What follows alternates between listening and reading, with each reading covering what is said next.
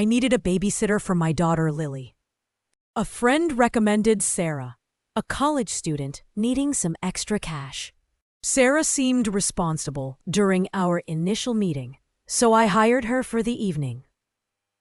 When I arrived home, the house was unusually quiet. I called out for Lily, but there was no response. A knot of anxiety tightened in my stomach. I finally found Lily asleep on the couch, the TV still blaring cartoons. But something wasn't right. The air hung thick with the smell of stale pizza and something else, something vaguely sweet and smoky. Then I saw them. Hidden beneath a throw blanket on the floor were several empty beer cans and a half-eaten box of pizza. My blood ran cold. I looked around, noticing subtle signs I had missed at first glance.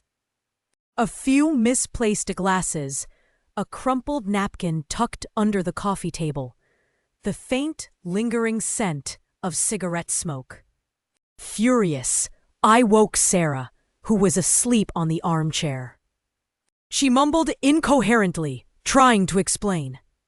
"We just had a few friends over. It wasn't a big deal," she slurred, her eyes still half closed. A few friends. The evidence pointed to a small party. My daughter was in the house during a party, left to watch TV, while strangers partied around her. I was beyond angry. I told her to leave immediately. She tried to apologize, but the words sounded hollow and insincere. As she gathered her things, I took a moment to check on Lily. She seemed unharmed, thankfully, but the thought of what could have happened churned in my stomach.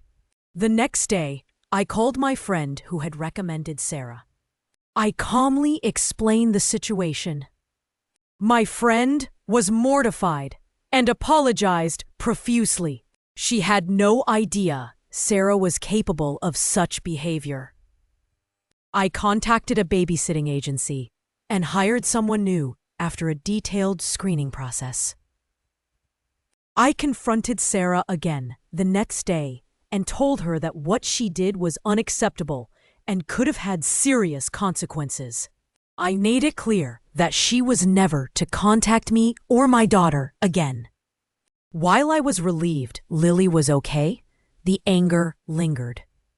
I wondered how many other families Sarah had misled. It was an experience that taught me a valuable lesson about trust and the importance of thorough background checks. I now rely on referrals from trusted sources and always conduct multiple interviews before hiring anyone to care for my daughter. I never saw Sarah again. The incident served as a constant reminder to be vigilant and proactive in ensuring my child's safety. The peace of mind is definitely worth the extra effort. I always make sure to review a lot more with my babysitter before even hiring them as well.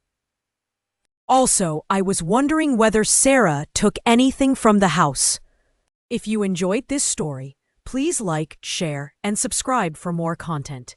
What happened to Sarah afterwards remains a mystery. Did she learn from her mistakes?